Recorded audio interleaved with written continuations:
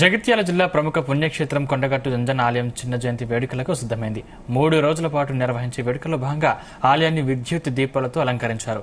నేడు చిన్న జయంతి కావడంతో మూల విరాట్టుకు పంచామృత అభిషేకం చేసి పట్టు వస్త్రాలతో పూలతో అలంకరించారు.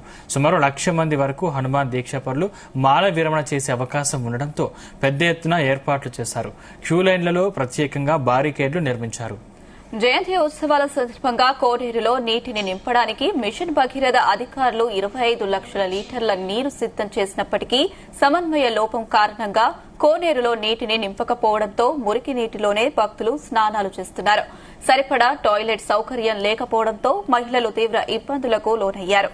కలెక్టర్ సత్యప్రసాద్ ఏర్పాట్లను పరిశీలించి ఆలయ పరిసరాల్లో పారిశుద్ధ్య నిర్వహణపై అసహనం వ్యక్తం చేశారు.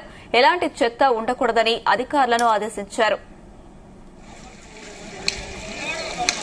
దేవస్థానంలో కోనేటిలో నీళ్లు చాలా స్మెల్ వస్తున్నాయి. నీటి సౌకర్యం బాగోలేదన్న భక్తులు చాలా చింతిస్తున్నారు. స్మెల్ వస్తున్నాయా? స్మెల్ వస్తున్నాయి.